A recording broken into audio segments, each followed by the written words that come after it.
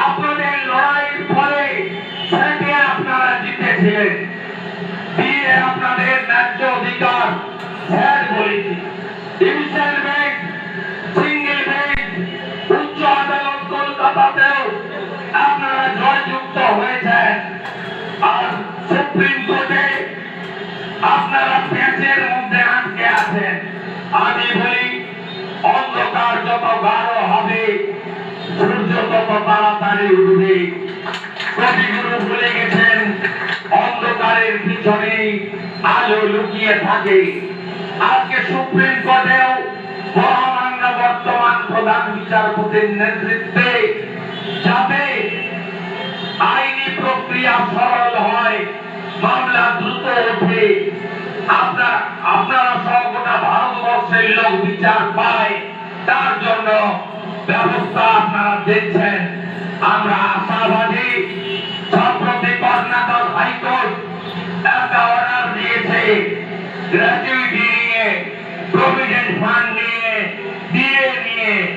আমার বিশ্বাস, এই মামলায় কোটি কোটি টাকা খরচ করে এই রাজ্য সরকার ডেটের পর ডেট ফেলতে পারে। আলটিমেটলি আপনাদের অধিকার, লফুল অধিকার কেড়ে নিতে তারা পারবে না। জয় আপনাদের দোরগোড়ায়। শুধু ঐক্যবদ্ধ থেকে আপনারা এই লড়াই চালিয়ে যাবেন, এই আশা করব। অসম্পূর্ণ স্যারকে সম্পূর্ণ করার দাবি, যেখানে কর্মচারীরা প্রোটেকশন পাচ্ছেন না, তার জন্য বিরোধী দলনেতা হিসেবে I raise my voice on the floor of the assembly. আবারও বলবো, এই লড়াই চলবে। অন্যদিকে দুটো প্রসঙ্গ আমি ছুঁয়ে যেতে চাই। আমাদের রাজ্যের আর্থিক অবস্থা কেমন করে গেলেন? উনি তো পুজোতে চাঁদা দিচ্ছেন, কত চাই? ৮০,০০০। এর পরের বছর ১ লক্ষ। চাঁদা তিনি দিতেই আছেন, তার চাঁদার কোন সীমা পরিসীমা নেই। ইমাম মুয়াজ্জিম ভাতা দিয়েছেন, পুরোহিতদের বলছেন তোমাদেরও ভাতা দেব। চিন্তার কোনো কারণ নেই। বিধানসভা ভোটের পরে ৫০০ টাকা লক্ষ্মীর ভান্ডার ছিল, লোকসভা ভোটের আগে ১০০০ টাকা লক্ষ্মীর ভান্ডার হয়েছে।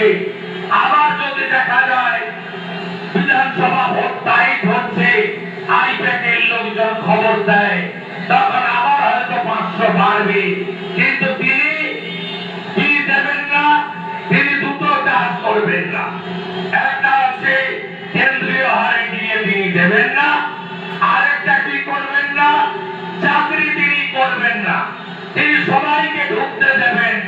কাশ্মীরের জঙ্গিকে ঢুকতে দেবেন ক্যানিংয়ে, বাংলাদেশের জঙ্গিকে ঢুকতে দেবেন মুর্শিদাবাদে, কিন্তু তিনি ঢুকতে দেবেন না কাকে? শিল্পকে ঢুকতে দেবেন না পশ্চিম বাংলায়। এই হচ্ছে আমাদের মাননীয় কর্মসূচি এবং নীতি এবং আদর্শ। এই রাজ্যের আর্থিক অবস্থা কেমন? আমি শুধু ২৪-২৫-টাই একটু বলবো। এবছর যে অর্থবর্ষ শেষ হতে এখনো ৩ মাস বাকি, কত টাকা ঋণ নিয়েছে এখন অব্দি? এই অর্থবর্ষে ৯১,৬৮৯ কোটি টাকা ঋণ নিয়েছেন মমতা বন্দ্যোপাধ্যায় সরকার। তার